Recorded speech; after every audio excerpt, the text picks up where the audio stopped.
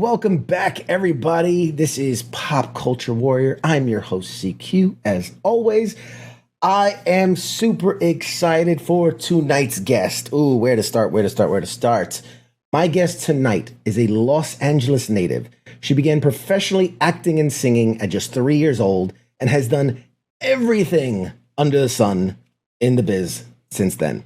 She's an actress, a comedian, podcaster, writer, director, singer, model, Comic Con Panelist, for Christ's sake.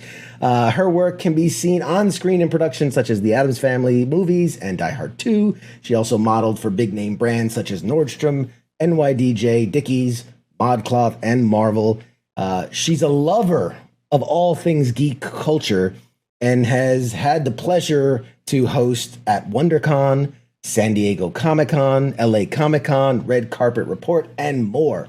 Currently, she's working on creating more stand-up specials, podcasts, feature films, and a self-help book. Please give a warm welcome to my guest tonight, Anastasia Washington, everybody. Hello, everyone. Hi. Woo, woo. One of these days, I'm going to get like an audience button, like an applause button. So just imagine wild applause from the audience. I imagine it all the time. Just kidding. I'm completely sane. Let me tell you, I get it. Thank you. First and foremost, thank you so much for gracing us with your presence. I'm, like I said, I got a chance to look you up and kind of see your body of work. And let me tell you, I'm impressed. I'm very impressed. And I can't wait to dive into it. With that, nice to be here. I know I don't leave you anywhere to go with that. I'm just like, thank you, and you've done a lot. Cool. Let's just hang here awkwardly silent. No, this is gonna be fun. Okay, so right out the gate, same question I give everybody: what is your connection to the military? Well, I mean, I have a lot of connections. My cousin served. My grandfather served in World War II. My first ever pen pal in Girl Scouts was a Desert Storm, like army guy that I wrote back and forth. He sent me sand from like all the different places he went. I was just like, I've always kind of been involved. I used to dance and sing for the veterans at different retirement homes and stuff like that. It's one of my first stages. So yeah, I mean, my mom worked for the USO, so wow, danced for them. I in the 60s. Is that like the seed of which the kind of professional entertainer? Like I don't even know what I feel. It's short-sighted to call you actress, to call you comedian, because you do so much. How do you describe yourself? Is it just entertainer? Is it? I mean, yeah, I think entertainer's safer to say. Like I sometimes say like multi-hyphen, and then people get all like weird about that because that's like a bad word now to do more than one thing. But I just don't sleep, and I like to do a lot of things. Yeah. But I did come from a very musical and entertaining family, although they really were more about like serving in different ways, like serving the city or stuff like that, and more like practical, but always like music at night and writing and poetry and dancing and stuff, but also being serious. And I just cut out the serious and stayed with the music and singing and dancing and acting stuff, and they couldn't stop me. I would just go places and just dance. My mom loved to tell a story about I went to SeaWorld, which is another bad word I'm not supposed to say, but I went there when I was like 3, and I was tap dancing and singing instead of watching the Shamu show. And when the whale like jumped up and everyone clapped, apparently I took a bow thinking it was for me. And my mom was like, "We're in trouble. Let's get her an agent." So I guess like it was the influence of my family, because my mom was a dancer and my dad, was such a great singer, and he used to do so many impressions. But they were a lot more practical than I am. I went headfirst into this industry, and I was like, that's all I want to do. So yeah, I guess influenced by them for sure. Wow. So yeah, so as I was reading in the intro, you're a native of Los Angeles, right? That's a city that is a major transplant hub, and yet here you are kind of from there. I'm originally from New York City, so I get it. I'm used to being like, oh, I'm from New York. Like, nah, you weren't born there. You don't get it. But you get it. You get it. Yeah. So having been, give us a peek behind what's the backstory like. A big family, small family. I mean, who are you at that time? I mean, my parents met here. They were both transplants. My mom was from New Orleans and my dad was from Chicago. My dad was like, a young striking gentleman, and my mom was like, like a young woman. And they met and during the 60s when it was illegal in 11 states for black and white couples to marry, and they married, and then they had 3 daughters, and I am the last one. I am what I am referred to in the family as a pleasant surprise, or an oops, I think is a more accurate. I'm a pleasant surprise. I was supposed to be the flu. So Nice. yeah, I'm significantly younger than my sisters. They're like Irish twins, and then there's like 13 years, and then there's me. So, Oh, wow. Yeah. That's it. So I mean, yes. So I mean, that's. I mean, I'm no psychologist by any means, but that's got to play into the like. Even though you have sisters, they're like young parents. You know what I mean? Oh, yeah. They're not the kids you go play with. Because by the time you're 7, 8, they've got to be almost 20. Yeah. So I mean, that must have been. It's like you were raised an only child in a bigger family. Like, Exactly. that's a strange. And they started having kids, and then like I was an auntie at like 9, but then like sometimes I try to talk to my niece, and I'm like, I'm your aunt, and she's like, we grew up together. Calm down. I'm like, but respect, no, okay. Yeah. So it's different. It's a weird dynamic. But I have a large Catholic family, so there's lots of us in all different nationalities and all over so it's really it's a gumbo pot of fun. Yeah. No, it makes things awkward. I imagine. My wife, her youngest brother is 16 years old. Now I'm almost 40, so it's weird to be like, okay, this is my brother. But I legitimately could be his father, and I've been mistaken for his father, many times. So I understand the dynamic, the dilemma of being a generation behind. It makes things awkward, and I can imagine. I'm just putting my hat on here, and I'm thinking. So, if I had to guess, right? You're the youngest.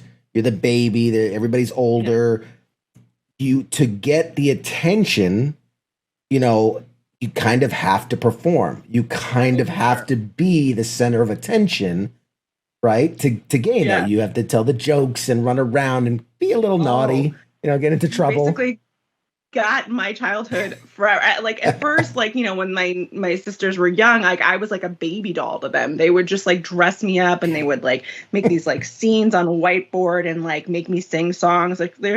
And so like their generational like pop culture really kind of got absorbed by me, because I was really like singing their songs at a very young age, watching their movies at a very young age when I wasn't really supposed to, and they were supposed to be babysitting me, stuff like that. I saw Pet Sematary way too young, but it's just like, but now it's like, people are always like, how old are you? And I'm like, I don't know, because I know all these different time periods, and, I liked listening to, what they listened to, obviously. And I liked listening to what like older people. I didn't really grow up around a lot of, like my grandparents weren't alive when I was around. So I would love to go to like old age homes and stuff like that and listen to them and listen to their music and stuff like that. I just like absorb pop culture from all different decades, because I guess I'm thirsty for it. Yeah. So I think part of that too is I truly believe this. There's, I've talked to a lot of actors, I've talked to a lot of comedians,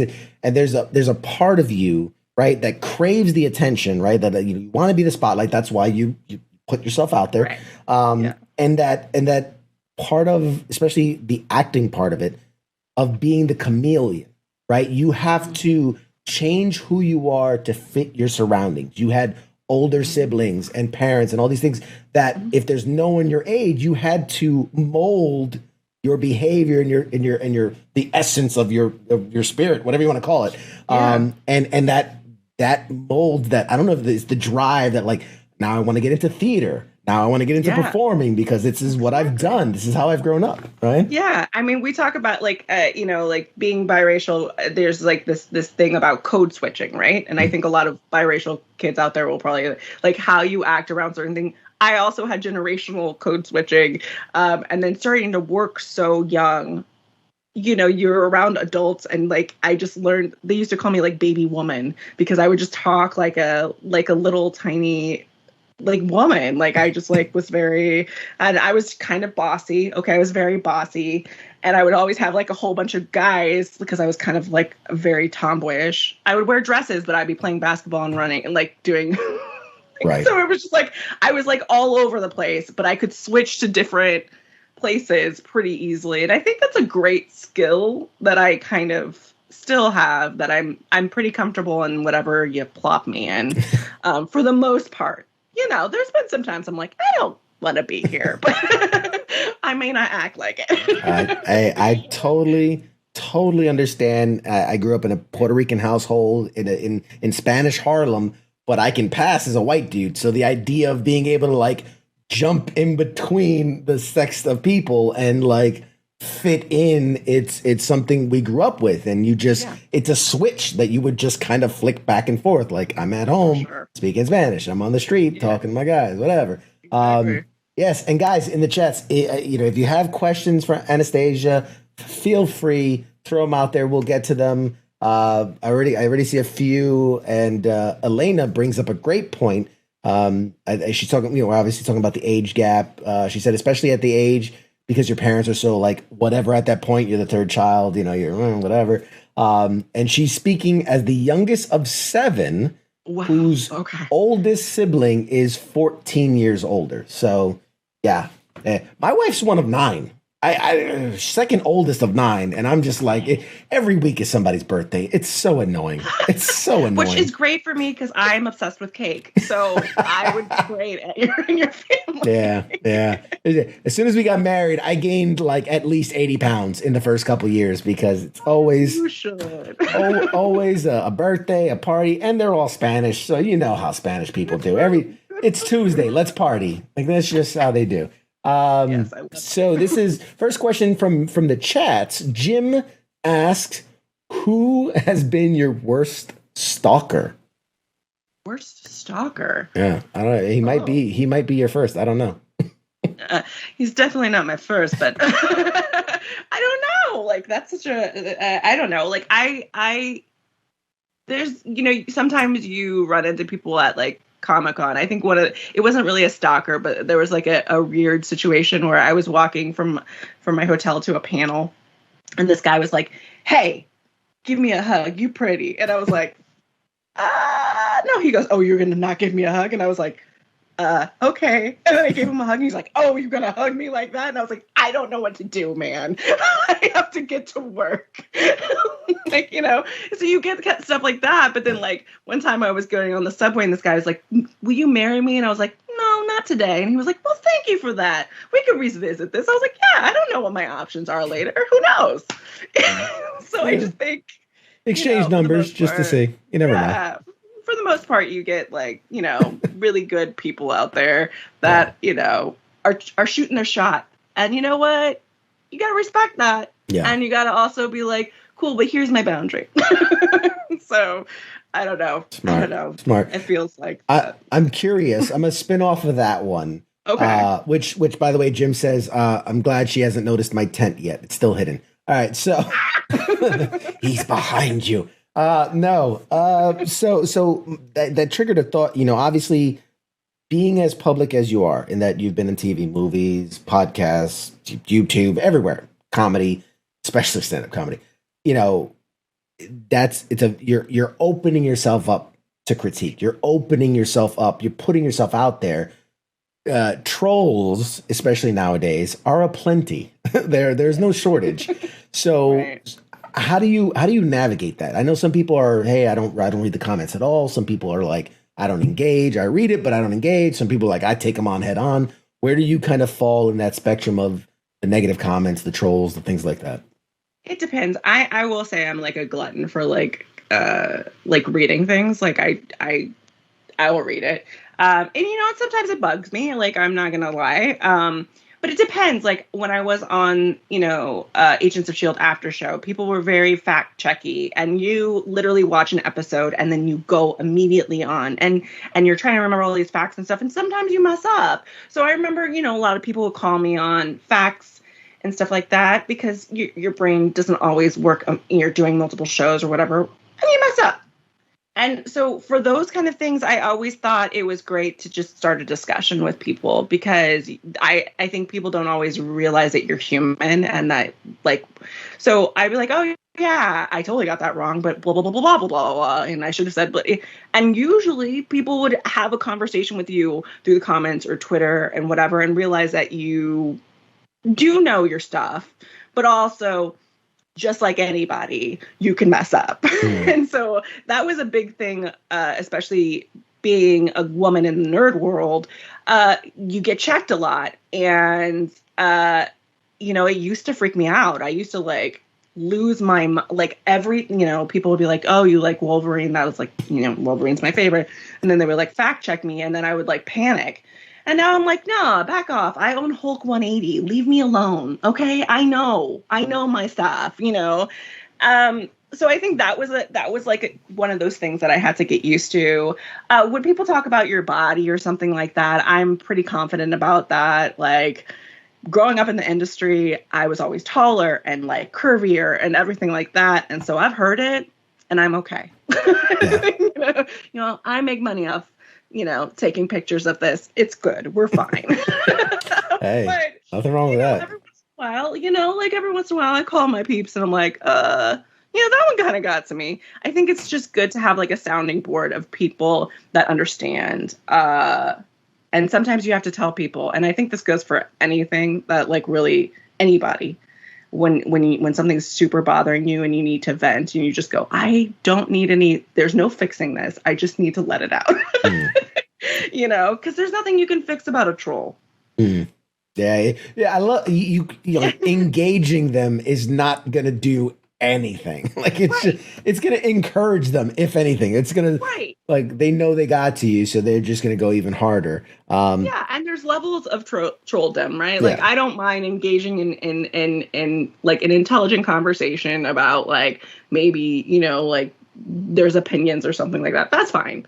We can debate. We can talk. That's cool. But if you're just attacking, there's nothing I can say, dude. You've already made up your mind. Right. Or chick. Their stuff. Exactly. No, I think that it touches on a great thing.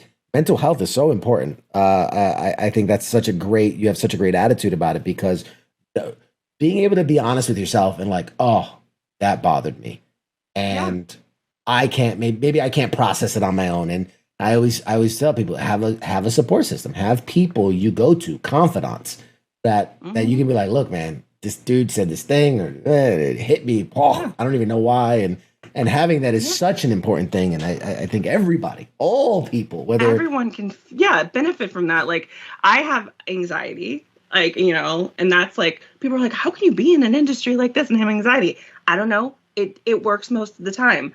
But one of my favorite things to say, and my mom, who is a very good supporter of me, is I know that this is not founded in any facts, and there's probably no evidence to support this, but this is how I feel about this situation. And I at least know that I'm just I call it my terror loop. I'll just and so then sometimes you just need to get it out. You're getting out the possibilities of things instead of what's actually happening. And I think we need to be honest about those, because I think a lot of people do. That's true. It's so true. And I want to touch on too, on the point that you were talking about, the being harder for nerd girls or nerd chicks, or however, whatever inclusive term is. I've seen it, and I don't think it's fair, but I've seen it where it's one guy says to the other guy, he's I love Deadpool, and the other is oh man, what's your favorite moment? Female goes, I love Deadpool. Well, on page 3 of comic 83, what did it say? What was the misspelling on the second panel? And you're like, what the fuck? What? It's so true though. It's so true though. And I think it has to do with like growing up, like this was like I've been a nerd since forever. Like I was the one that was like on the playground, like actually like exchanging comic books and I all kinds of stuff. Like I was just, I was that chick that was like, I'm gonna marry Skeletor or Wolverine or the Crypt Keeper and not you. Like that's the kind of stuff I used to tell boys when I was like 7. So I've gotten a lot of stuff over the years, and it wasn't popular. It just wasn't popular to be a female nerd, and fellow nerd guys didn't really want to talk to you either. And now that it's like really like a big mainstream thing, there's a lot more of us women out there, and we feel a lot more confident about going out there. But I think that because as a female nerd, we had kind of our own community and we kind of hung back for so long, and now we're out and proud and whatever, and we are in the mix. I think it's hard. It's hard for them. It's hard for the guys. And so, and there's a lot of new ones that found out that it was a fad and are coming up and welcome. And that's great that you're here. And we have to understand that there shouldn't be any bitterness. But I think there is sometimes when we were nerds and we were called all kinds of names and teased about it and all that stuff like that. And then these like, people that weren't that way and didn't get treated that way are now at conventions and whatever. And so I think that's where the fact checking comes from. I do think it comes from just fear and also a little bitterness of like, well, you weren't here before. You stuffed me in a locker. Like I remember those days. Almost a little insecurity, of like, this is my thing, and you're just showing up. Right. You just got here. You don't even go here. Leave me, and so it's like, I get it. And so I try to respect it as much as I can. And I try to play along as much as I can, but I get frustrated with it. And there's stuff that I'm not like, listen, I love Marvel. I love horror movies. Like I love James Bond, like that kind of stuff. If you try to talk to me about DC, I may not be able to hang as much. Right. And that's just the thing is like people have to recognize that we're nerdy about what we're nerdy about. We're not necessarily nerdy about everything. I mean, there are people that are like, they know everything about every nerd thing. There's some stuff I'm not strong at, and I'm going to be honest about it. I'll be like, I don't know. Yeah. I think that, and I've always felt that the nerd culture, the geek culture, the pop culture, the whole point has been about inclusivity and being welcome, right? You've got that full spectrum from furries, cosplayers, everything in between. And if you're the Johnny come lately, the guy that was like, hey man, I just saw that Endgame movie. That was pretty cool. And it's like, that's the first one you saw. Like, like, okay. Right. Okay, cool. Yeah, Welcome to the club. Take a breath and be like, and I have my moments, but I tend to, like everyone says about, I tend to be super too empathetic in situations, but I also, so I try to like, go, okay, why do you feel that way? And like, what can I do to like, let's talk it out. But I will say I've had my nerd rage moments. Like I remember I was talking to some girl at a trivia night and she was talking to me about who the best James Bond was. And she was like, it's Daniel Craig. And I was like, okay. And then she was like, and she was like, yeah. And I was like, oh, so you've seen all the James Bond movies? And she's like, no, I haven't even seen a whole Daniel Craig movie. And then I was like, then you don't have the right to an opinion, very loudly in a bar. And then I realized, hey, maybe I shouldn't have this reaction. Maybe it's not that serious. But it was. But you know what I mean? Like, I'm like, okay, let's try to simmer it down. But so I get it. I get those moments. I get why we get those moments at cons because I have them too. Yeah. So I try to be respectful. I try to be empathetic. And I think empathy is catching. So let's just let's try to each other. Honestly, I feel like if more people loved comic books, the world would be a better place. Like, sure. for sure. The There's some whole really great point, lessons in there. right? The whole point is doing good and being good and being just and was it truth, justice, and the American way, like all these things, and avenging your dead parents, all these things. That if everybody, all of these things, it's very important. Experimenting with radioactive material, get bit by animals, the whole nine. Yeah, everyone should do these things. And I think there's so many different comic books out there. There's a comic book for everybody. And I've always been a more anti-hero type of girl because obviously I have a problem with empathy. And so I'm like, why does this person feel that way? Maybe they're not 100% bad. There's a gray area. And so I love anti-heroes because they're just like straddling. They're like, I can fix you. And I'm that girl, man. I'm like, it's okay, Punisher. I get it. You're really upset. We can talk this out. We can talk it out. Venom, listen, you're complicated. We can date. Fair enough. You a sandwich, Fair enough. There's something about me that's like, I don't know. I get it. That was such a weird tangent. I'm sorry. No, this is you couldn't be the more perfect guest for this show. Let me tell you. That's how we operate here. Okay, so let me get to some things. So okay, we're gonna do some fact checking on your IMDb page here because it says that you provided vocals for movies like Addams Family Values. This is like sequel. Die Hard 2 and Newsies. So I have to hear more. How, what, how, where, when, why, how, what? So I had a different name as a kid because it was the age of the name change. They changed my name like three or four times. I have like so many names on SAG. But when I turned 18, I changed my name to my actual birth name because I like my birth name. So long story short. Anyway, when I was a kid, in the first Addams Family movie, there is a talent show where there's a whole bunch of singing flowers. Mm-hmm. I am singing flower.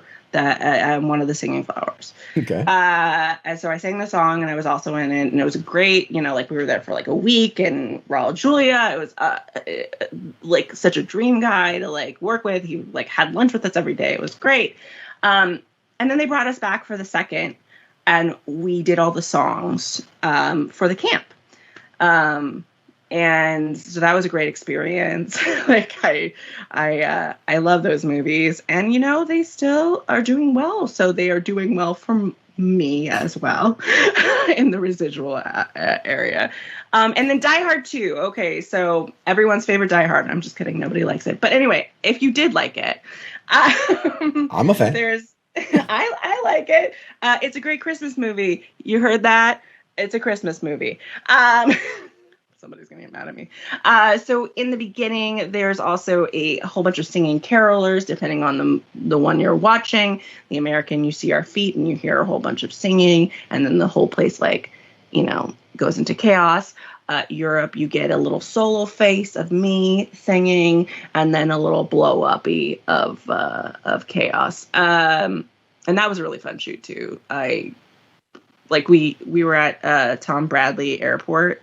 They had the whole terminal just for filming, and they had these fancy catering. And Bruce Willis just saw all of our faces, all his kids were like, ew. They had pasta, a pasta station with lobster and stuff. And we're like, this is disgusting. And so he went out and got us Happy Meals because we were children and that is what we wanted instead. Nice. It was just such a cool experience. I know he gets a bad rap, but I never experienced that as a child. So I would hope not. My God, if he was mean to children, Jesus. Be surprised. Some of the guys that or women that I've been around as a child actor or soundtracks and stuff like that, where you see some stuff and you're like, all right.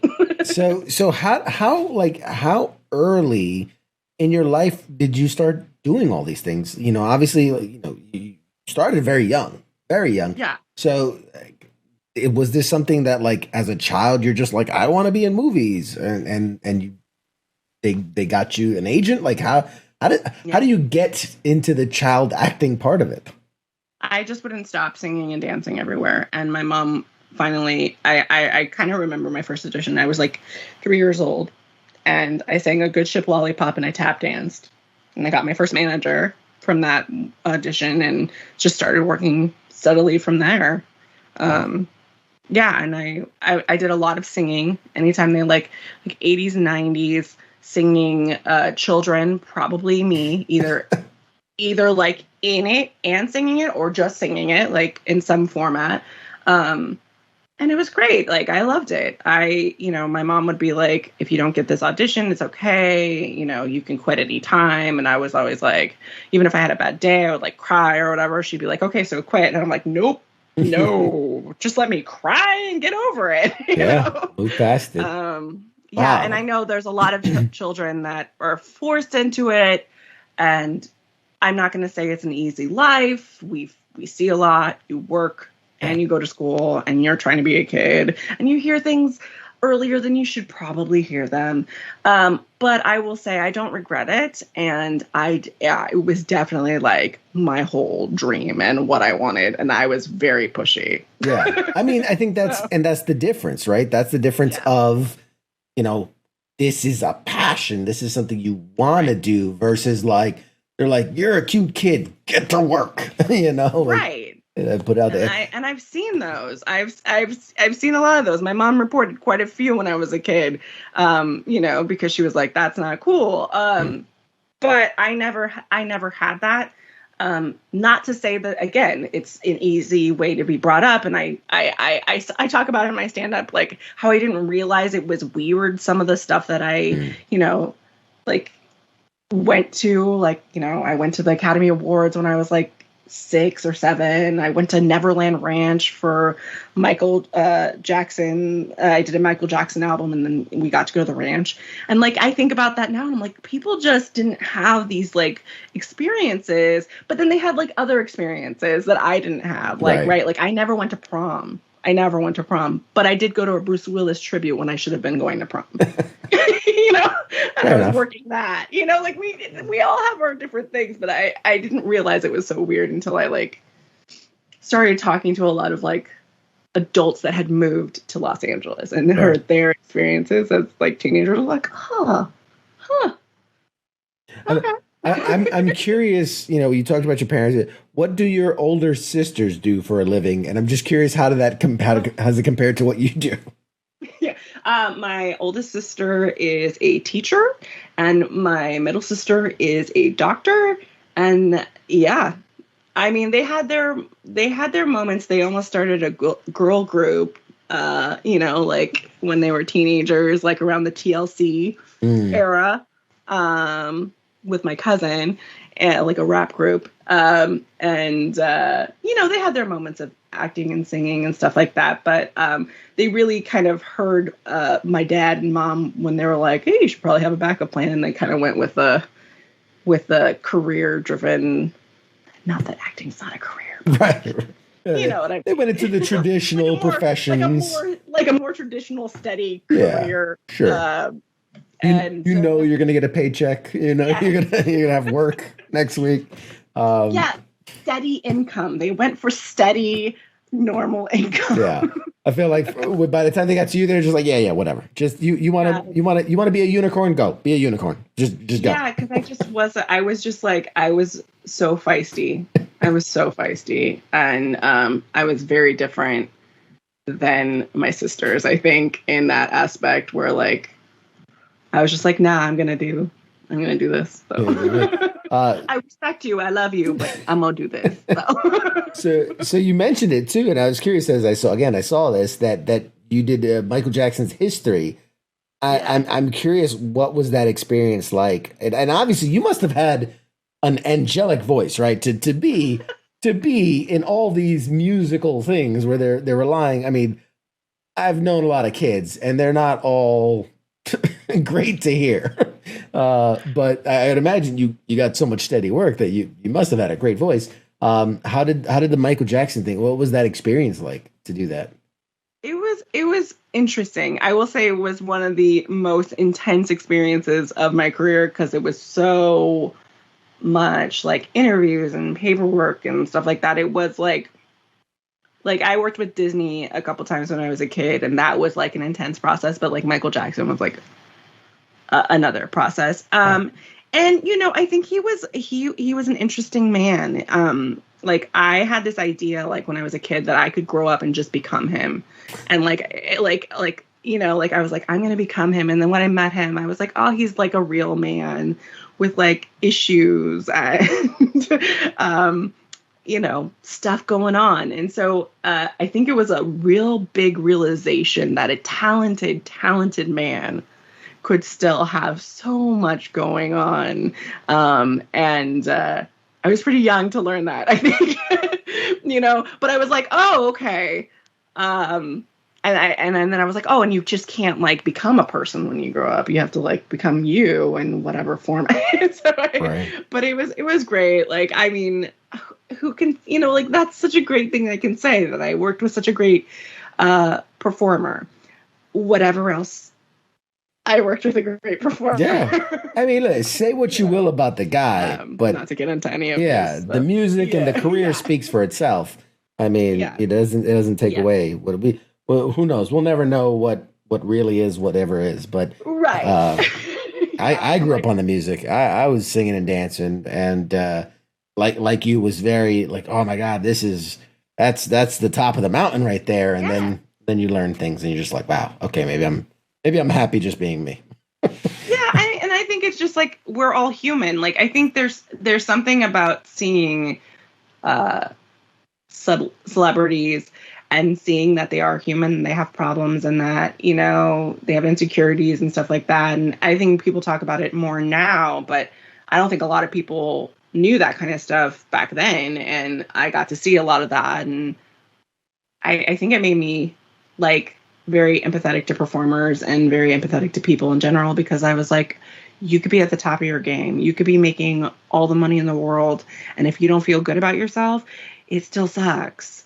So choose to be happy, like choose as much as you can to be happy. And that's a choice. And like, what can I do to achieve that? Like, you know, and it's usually not monetary. It's usually like help like mental health stuff. So, you know, I get it.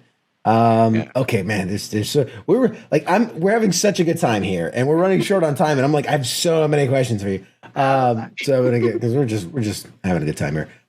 You were part of the Agents of S.H.I.E.L.D. after show. I mean, that is so ridiculously cool. I'm a huge fan of Clark. We've actually had Clark Gregg on the show here. He's such a nice guy, just the most wonderful guy. And I'm assuming you're a Marvel fan. You were a fan of the show. Like, what is that experience like? What you get to do this thing that like you're like watching the episode and then breaking it down and like, you know, engaging the audience. What was that like? It was really fun. Like I was very excited for my time on it. I will say there is something about just watching the show and just being a fan, though. I will say that is amazing, you know, to like absorb it as a fan and talk to your friends about it, and you know, there is something about like having to like be like there and like watching it immediately and taking notes, right? And like having to talk about it. I loved it. It got me so into attention to detail as a filmmaker, as an actor and stuff like that. Like watching stuff now, I pick up things so much better now that I've done after shows, because I think we had to pay attention to these things. And I think that only makes you better as a performer when you see what they're talking about, when you see what they're trying to do, when you find the plot points and you find, you know, I think that made me such a better a performer, to see that kind of stuff. And I had a great time with all the co-hosts and stuff like that. We had so much fun. It looked fun. It was so fun. Like, I mean, I just loved talking about nerdy stuff with my friends and getting a paycheck. It was great. Yeah, of course. It's the best of everything. I tell young people, like I'm fucking grandpa. All those young. I tell all the youngins when they listen to me. I said the pinnacle of life is to to find what you love and then get paid to do it.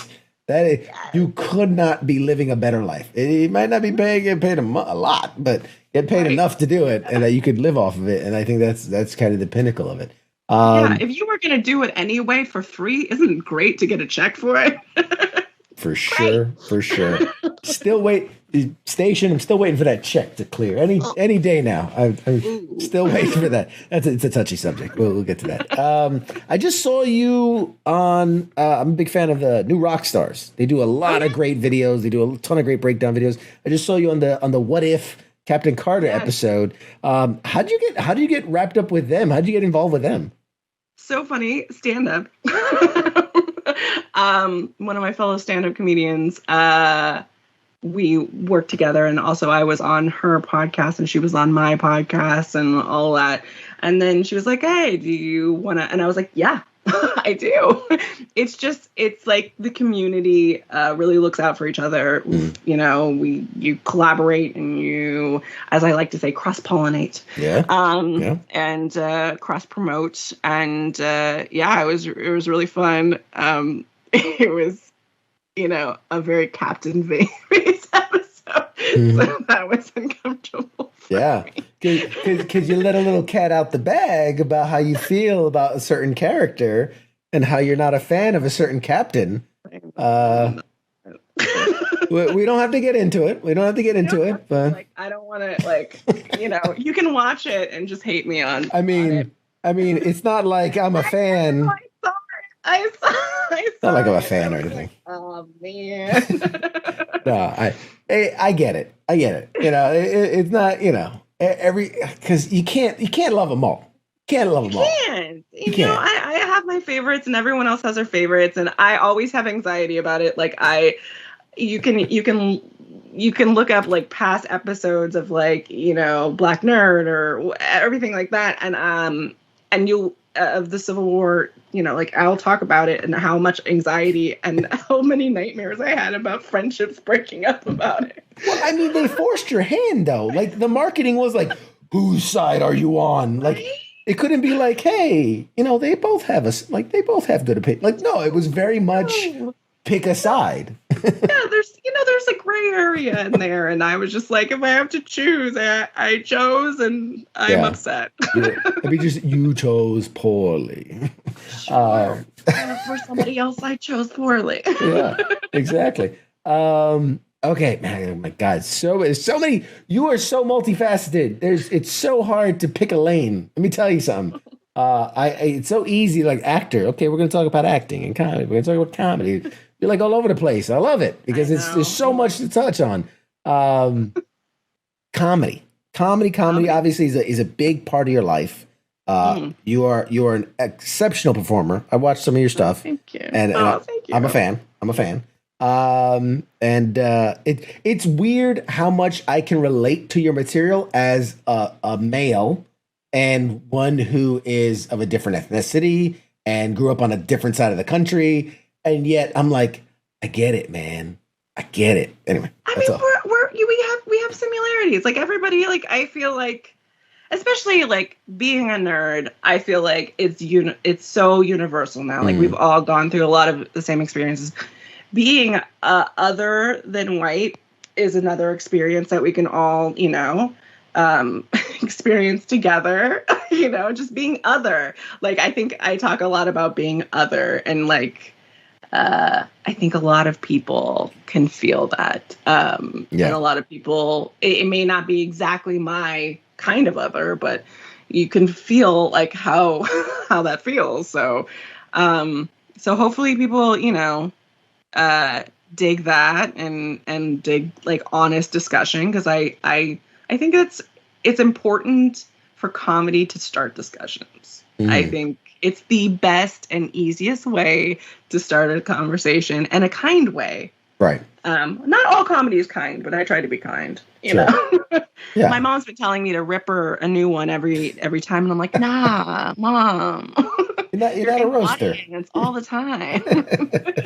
I'm curious. How did you get your start in comedy? How did you find like this is something I wanted to do, and what was that start out experience? I always kind of like as a kid knew I was kind of like the best friend role in a lot of stuff. And so I think you start becoming like quirky when you're like, I'm the best friend. You become quirky and stuff like that. And when I got out of high school, I disappointed my dad and did not go to college. Instead went to like a very serious acting school, and I felt so stressed. And so I started taking improv, and so I did improv for a number of years, and improv is amazing. It's such a good skill to have. I went through UCB's track, and I did musical comedy and stuff like that. And then it was hard with teams. Like teams are hard, like teams get together and then they break up and stuff like that. And I was like, well, I just really don't want to have to depend on anybody for getting stuff out there. So I was like, people were like, try stand up. I was like, no. All alone up there? What would I talk about? I don't talk a lot. Oh, I talk a lot? Oh, okay. And so I took a class called Pretty Funny Women, which is a female-based stand-up school. And I loved it. And that was that. I haven't. Yeah, like I maybe took like 1 year off to do a lot of nerdy Comic Con stuff, and I quickly came back, and I love it. So yeah, well, you're good at it. Don't stop. Oh, thank you. I'm curious, what is it that you love about stand-up comedy, and then also what's like, this is. But if this was something I could remove, right? If this is the thing that I hate about it, what is that? I love.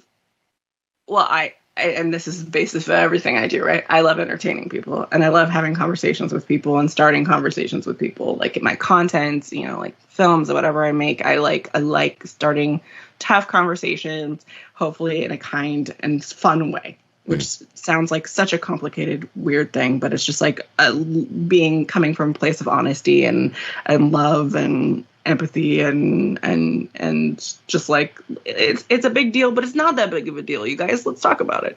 But I think it's a lot of pressure in the comedy world to bring an audience, right? Like social media and all that stuff like that. They call them bringer shows, right? I think that's the thing I hate the most, right? Because I just want to go up and perform the best I can be, And I think it's hard on comics, and I hear this all the time, and I try not to be bitter about it, but it's like, it's hard to do PR for yourself and also come out with content and come out with fresh ideas. And I mean, those are very different jobs. Yeah. But so sometimes I think that drains me a little bit. It's like, I just want to show up and perform. And there's a time in my career that I'll be able to do that, I'm sure.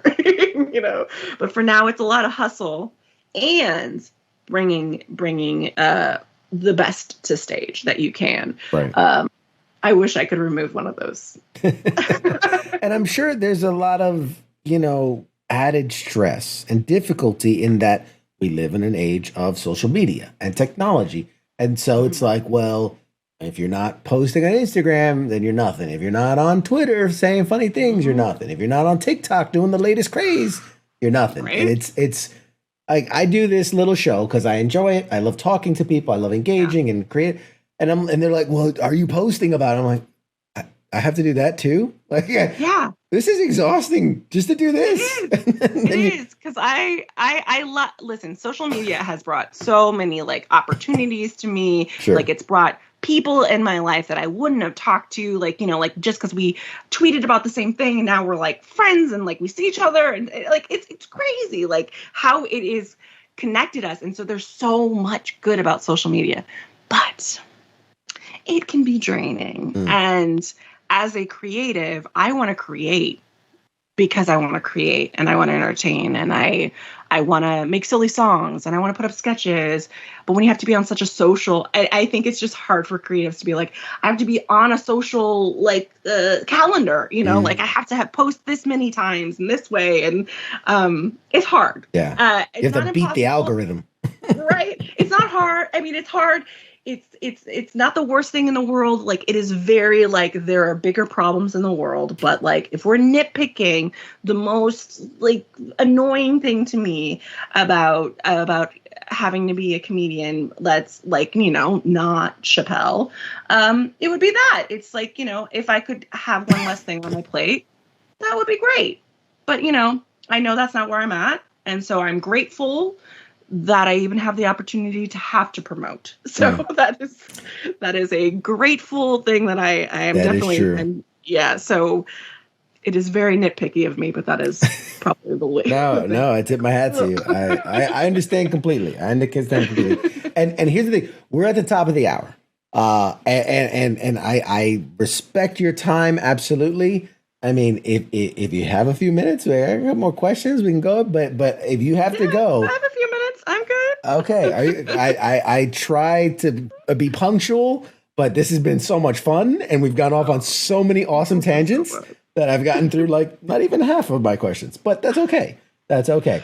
A couple more. Good.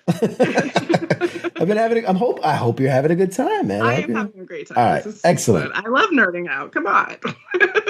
What more can you want in the world? Right, I'm like looking at all the action figures. You can't see all mine. I have like an Alf mask, an Ecto ones over there. Like, it's insane. Yeah, it can be an expensive hobby. Let me tell you, it can be very expensive. My long boxes will tell you that for sure. we'll have to when we go to break, man. We'll compare trophies. I got all mine up on the anyway. Whatever. I do want to touch on it again. You are very accomplished at what you do. I saw that you had the 2020 Moving Parts Film Festival Award, the jury choice. Oh my God, I can't talk tonight. Jury Choice Award for He Said, She Said. And then the 2021, oh man, what is up with Mishu's Film Festival? Yeah, that one's a hard one, yeah. I'm not even going to pronounce that one. But you won the Outstanding Short Documentary for Free to Be. I mean, you got some what they call it? Some, oh man, what's the term for this? You got some hardware. Right? You got some statues. I try. I just, you know, I have another film coming out at Screamfest. We just got announced, which is totally up my alley because if there's two things I love in the world, it is horror and comedy. I love it. And to combine two things and to be recognized for it is amazing. But I just I'm always creating, I'm always collaborating, and yeah, I think it's so important as creatives that we do that and we keep going, because if we wait for people to greenlight our stuff, it's a long wait. So just greenlight your own stuff. Yeah, absolutely. I think it's the same. So many people will come to me and they're like, oh, because I talked to Lou. I did a show where I was talking to Louis Anderson, and I talked to Clark Gregg. It's like, oh man, you get to talk to these. It's like, yeah, because I chase down, I'm banging on doors, I'm calling in favors. Like, you gotta, if you don't promote for yourself, if you don't, you're not your own biggest advocate. Yeah, the world doesn't come to your doorstep. They don't. It doesn't come knocking. You got to go chase it down. So I respect the hustle. I respect what you do and what it is. Again, I took a peek at your IMDb, and I love this. There's a section in there called skills. I don't know if you're aware of this. It has skills for performer, for dance, for accents, and athletics. Can I check in with you on some of your skills listed? Sure. So under performer, I mean, very easy, very singing, stage combat. I mean, I'm sure voiceover work. I know you've done comedian, dancing, improv, and hosting. All makes perfect sense. Good clear. In the dance category, you've got ballet, club and freestyle, belly dancing, line dancing, square dancing, jazz, tap, hip hop, and modern.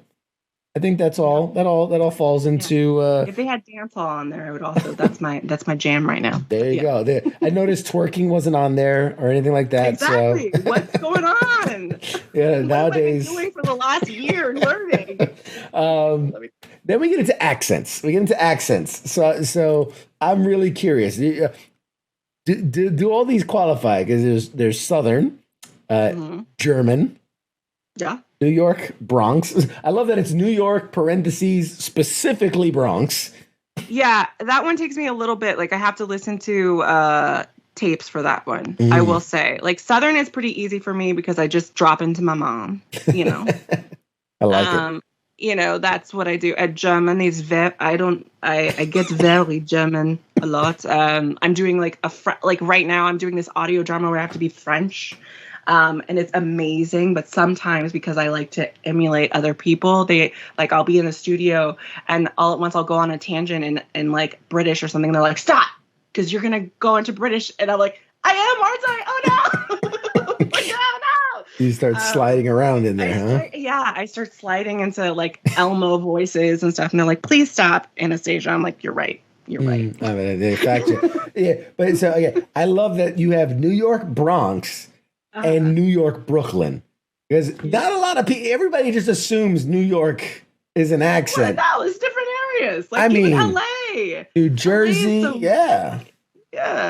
And I have to talk to my friend from New Jersey every time I do New Jersey. Like he doesn't think he has a New Jersey accent anymore, but he does. It's one of those things you tend to slip into because I know I grew up in New York, but I joined the military. I traveled the world. I lived in Italy for years and across or whatever. But every time I'll say coffee, water, like these things start to slip out. And then you go back, you visit family. Next thing you know, forget about it. And you get into all these things. And it's I think being a singer, I imitate people a lot.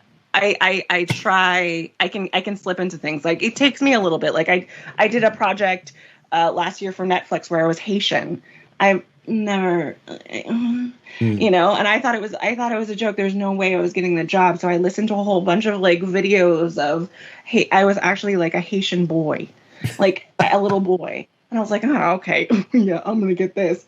Listened to a whole bunch of videos, sent it off, got it. They're like, tomorrow at 10. I was like, all right.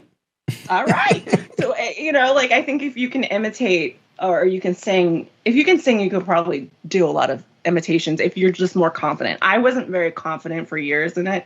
And then I was just like, let's try it. Yeah. All right. Well, I mean, you got it. And finally in the athletics, I'm fascinated. Okay. I'm fascinated because we've got cycling, right? Yeah. Tennis, soccer. Then it goes into, let's see what else. Aerobics, volleyball, equestrian, which I think is pretty awesome. Ice skating. Western, of course. No, of course. I don't know. Ice skating, rollerblading, fencing. I've always wanted to try fencing. Swimming, basketball, martial arts, yoga, softball, and boxing. Yeah. I mean,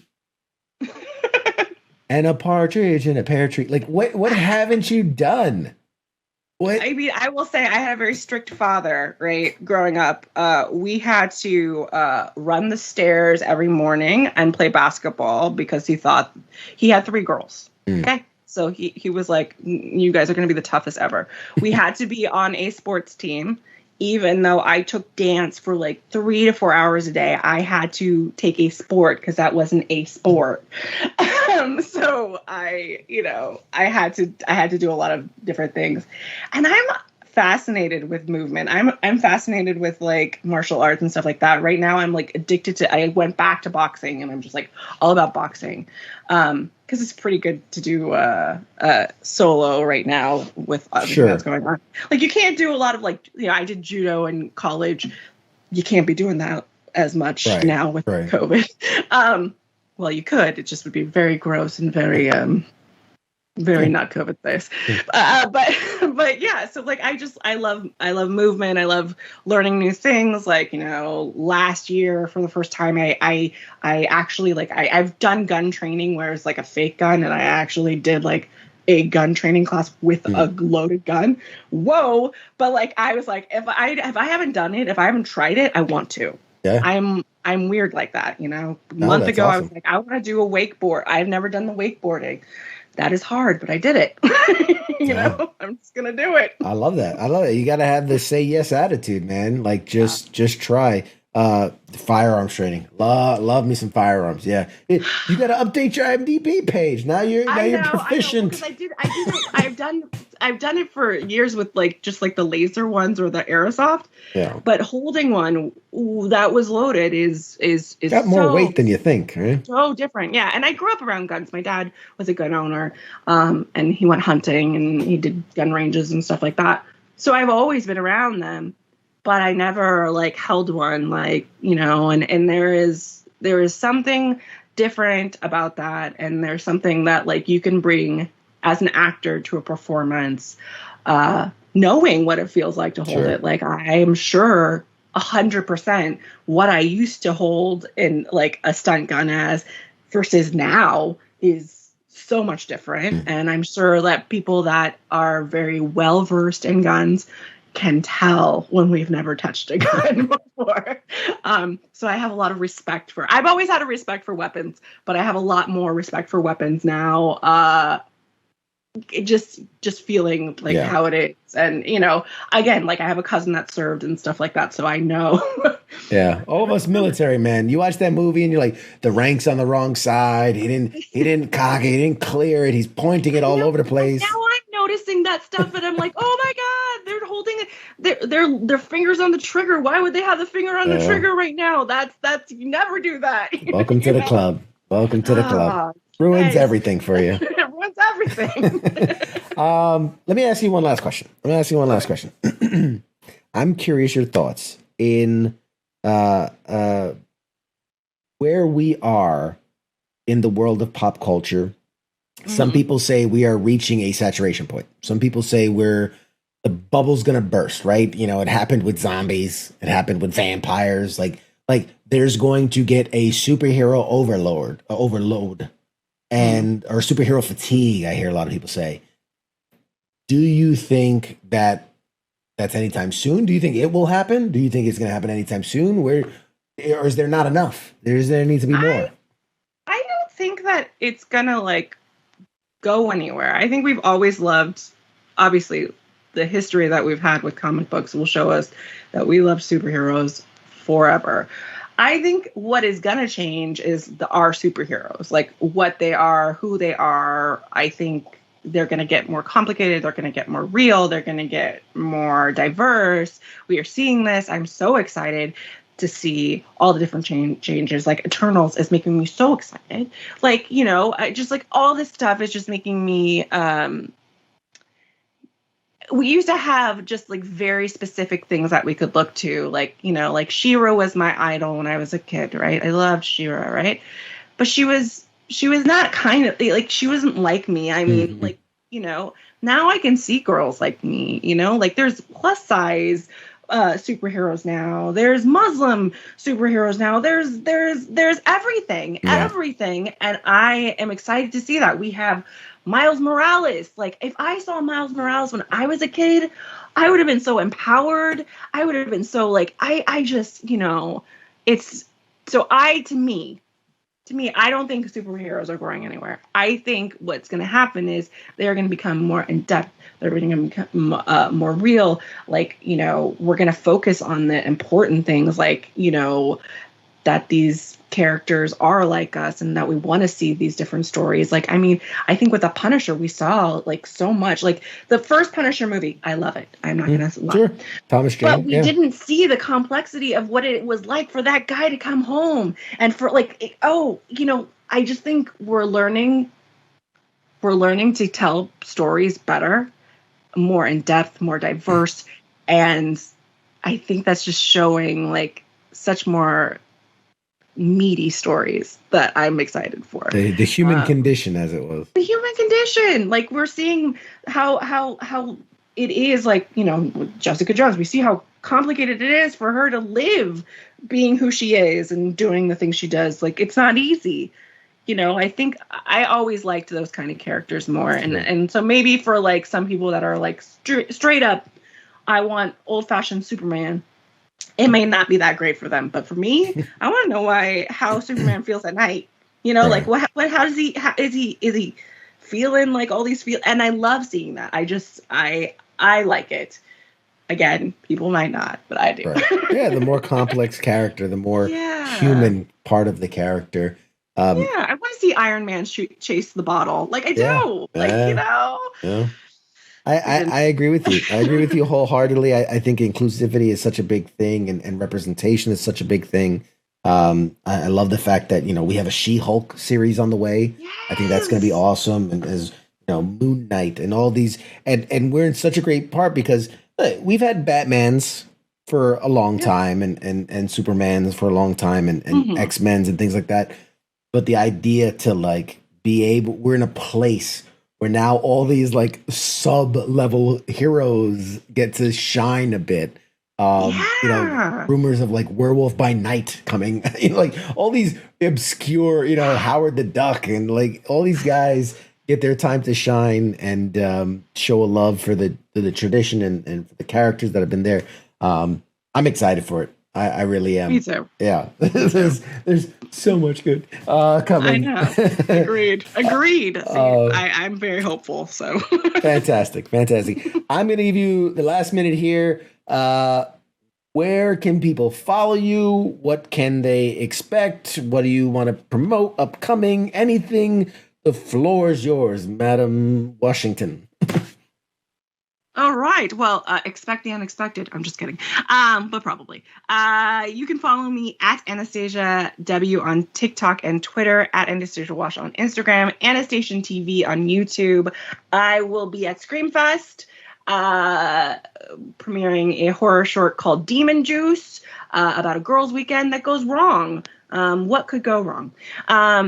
Demon Juice could. I'm doing stand-up all over, so you can check my social media for that. And I'm working on, just getting more content out there. I have a meditation coming up, a comedic meditation, because I like self-help with a little bit of humor. So it's coming out soon. Fantastic. Absolutely. I love it. I'm making sure I'm following you all over on social media. You have been awesome. Ladies and gentlemen, the amazing, the incomparable, the incredible, hilarious Anastasia Washington. Guys, we're going to go to a short break. And when we get back, more, I don't know. We'll talk about something. But, okay, say bye. Bye, guys. All right, we'll be back after the break.